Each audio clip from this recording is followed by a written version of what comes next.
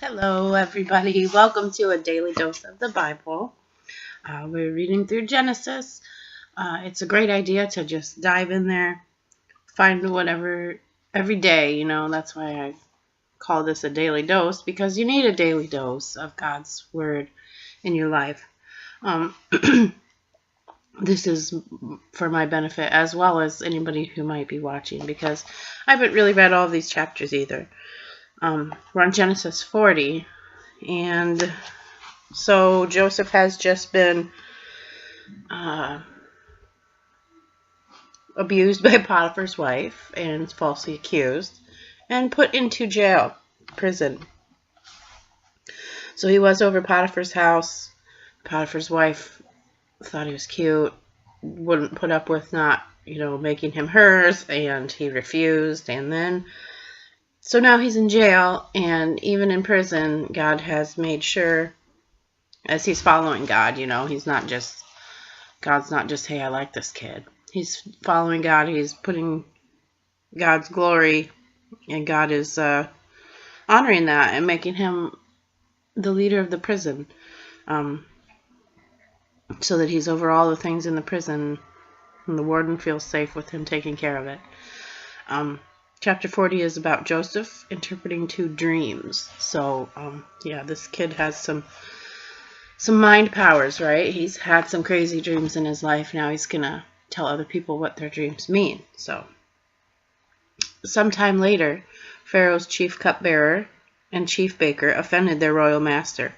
Pharaoh became angry with these 2 officials and put them in the prison where Joseph was, in the palace of the captain of the guard.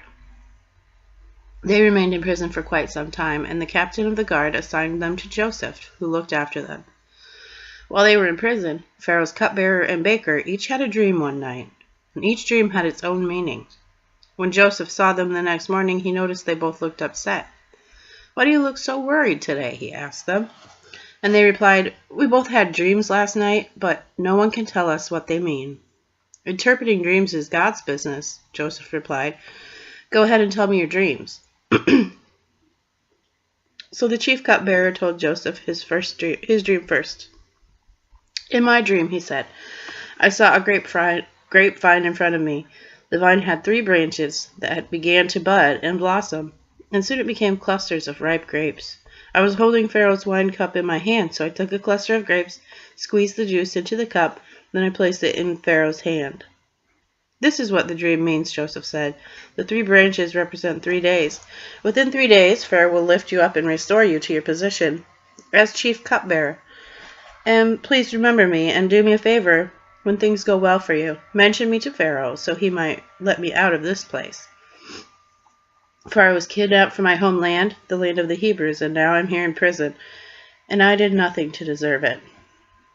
When the chief baker saw that Joseph had given the first dream such a positive interpretation, he said to Joseph, "I had a dream too. In my dream, there were 3 baskets of white pastries stacked on my head. The top contained all kinds of pastries for Pharaoh, but the birds came and ate them from the basket on my head." Excuse me. "This is what that dream means," Joseph told him. "The 3 baskets also represent 3 days. 3 days from now, Pharaoh will lift you up and impale your body on a pole. The birds will come and peck away at your flesh." Ooh. Pharaoh's birthday came 3 days later, and he prepared for a banquet for all of his officials and staff. He summoned his chief cupbearer and his chief baker to join the other officials. Then he restored the chief cupbearer to his former position, so he could again hand Pharaoh his cup. But Pharaoh impaled the chief baker, just as Joseph had predicted when he interpreted the dream. Pharaoh's cupbearer, however, forgot all about Joseph, never giving him another thought. Isn't that just how it goes? Here he is. He helps this guy out and tells him and comforts him, and the other guy must have had a horrible 3 days. The baker must have just... But the cupbearer hears this good news from Joseph and forgets all about it. That is just silly.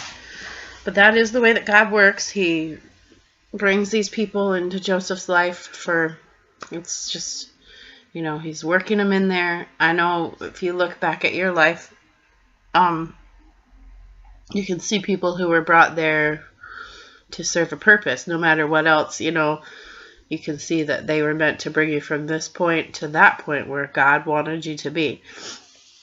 And these guys are, well, that's a little foreshadowing, but, you know, then in the next chapter, they do remember Joseph, and he does, his talent is recalled, and it was for purpose. You know, here he is just, okay, well, maybe if I tell these guys what their dream is, maybe I'll get out of prison, and, you know, I'm not here for any righteous reason anyway.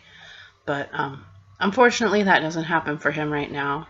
And Joseph's is a story of, you know, biding his time and being patient with the Lord and understanding that it takes time for God to do his work sometimes. You know, sometimes there's just a lot of ducks to get in a row. So he will be lining up ducks for you. He will be, you know, he's always got a plan. He's always got a purpose. He's always sees a clear path for you ahead. It's just getting to line up with the same path that he has for you. And all we have to do that is ask him to guide us and listen so closely for, you know, because as he guides you with important things, then there's things that you thought were less important, like the way you look at other people, the way you think about the world, the things that you value. Those things all start to change too, because God's kingdom is not about wealth or, you know, fame or glory. It's his glory, and we are his people. And God's kingdom is about lifting up his people and helping them to find him. So that's a little bit of maybe what Joseph was even doing right there. You know, he's, oh, well, I can help you. It's not like they said, well, we'll give you $50 or, you know, 40 bags of wheat or whatever. He just had the talent and exercised it, and that is going to lead him to greater things in his future.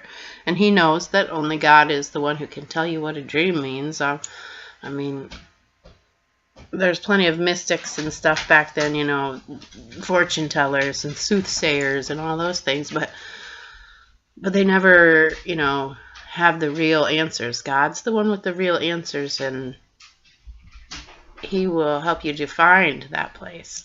He will help you to get out of that prison eventually. If you just follow his will, he's going to lead you out. And every day that you're following him, no matter where you are, even if you're in prison, it's more wonderful than any day without him.